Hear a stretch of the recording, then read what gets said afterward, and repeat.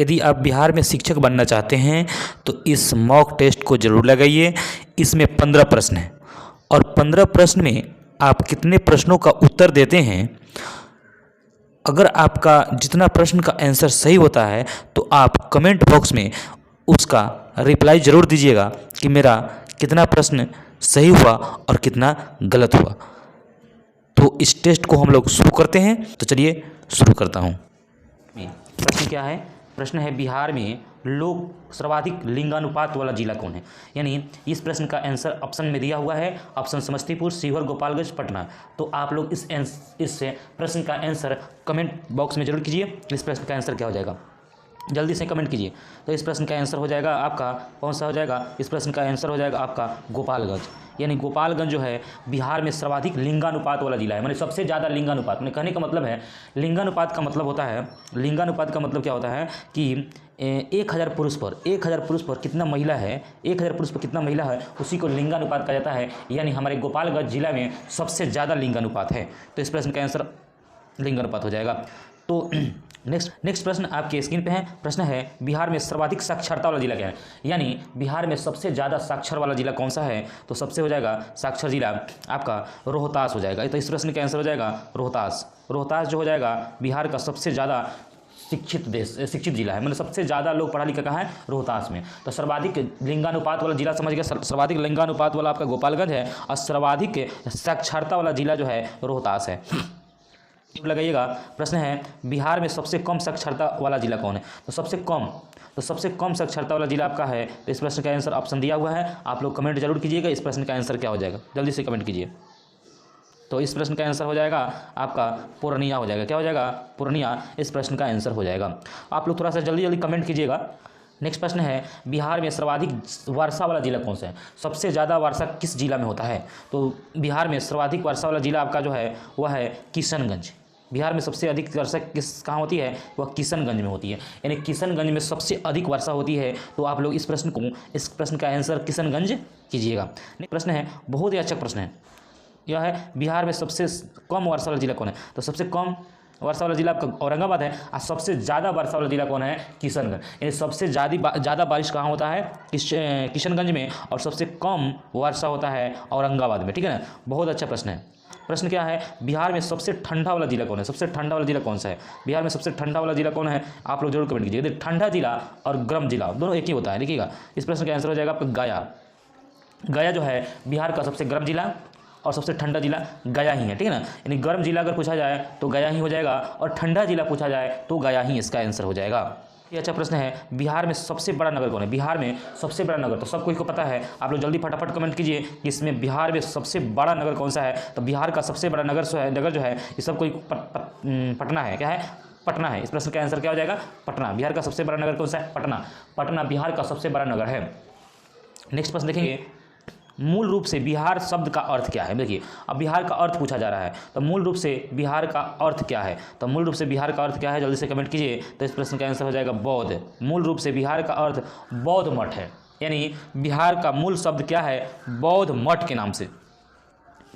Next प्रश्न है कह रहा है, इस प्रश्न का आंसर हो जाएगा बिहार में नमक सत्याग्रह कब हुआ था आरंभ। तो नमक सत्याग्रह आरंभ हुआ था। तो इस प्रश्न का आंसर हो जाएगा आपको 15 अप्रैल 1930 को नमक सत्याग्रह आरंभ हुआ था।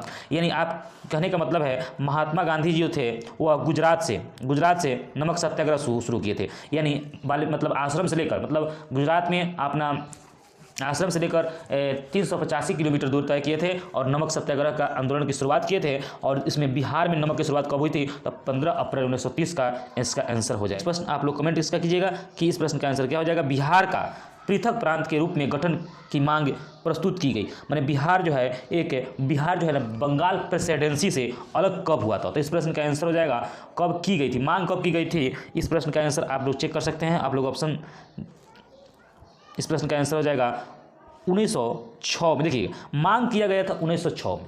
यानी बिहार को पृथक प्रांत के रूप में गठन करने की मांग जो किया गया था 1906 में किया गया था। लेकिन बिहार जो प्रांत है बंगाल से अलग हुआ था, वह हुआ था 1911 ईस्वी में।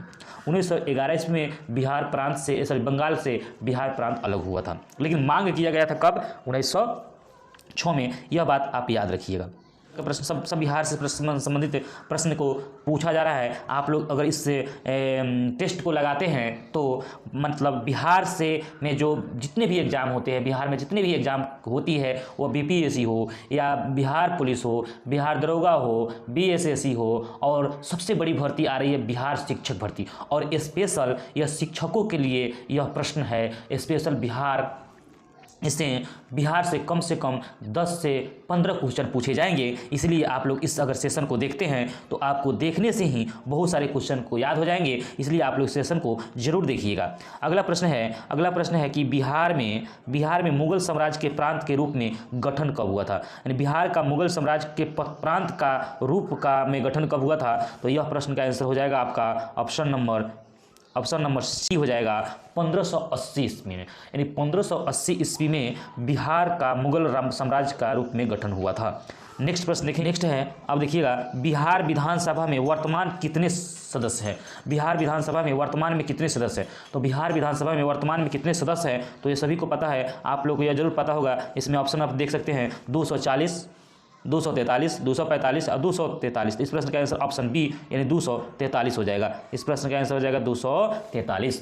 यानी बिहार में विधानसभा सीटों की संख्या कितना है, 243 है। नेक्स्ट प्रश्न जो है, बिहार में लोकसभा सीटों की संख्या कितनी है। लोकसभा सीट की संख्या देखिए, अभी तो है 40, ठीक है, अभी 40 है। पटना उच्च न्यायालय की स्थापना कब हुआ था। बहुत अच्छा प्रश्न है, बिहार से संबंधित यह बहुत अच्छे प्रश्न हैं। आप लोग ध्यान से देखिएगा, पटना उच्च न्यायालय की स्थापना कब हुई थी। तो इस प्रश्न का आंसर हो जाएगा आपका 1916 ईस्वी में पटना उच्च न्यायालय की स्थापना हुई थी। 1916 में पटना उच्च न्यायालय की स्थापना, पटना हाई कोर्ट की स्थापना 1916 में हुआ था। निकल चुका है। बिहार में राज्यसभा की सीटों की संख्या कितनी है। तो राज्यसभा की सीटों की संख्या पहले 16 थी, लेकिन अब बढ़कर मतलब अभी जो 2021 की जनगणना हुआ है वो बढ़कर कुछ और हो गई है। इसलिए इस प्रश्न का आंसर आपका इस ऑप्शन के अनुसार आपका क्या हो जाएगा, ऑप्शन के अनुसार 16 हो जाएगा। इसलिए अगर यह सेशन आपको अच्छा लगा है तो इसे ज़्यादा से ज़्यादा शेयर कीजिए और कमेंट कीजिए।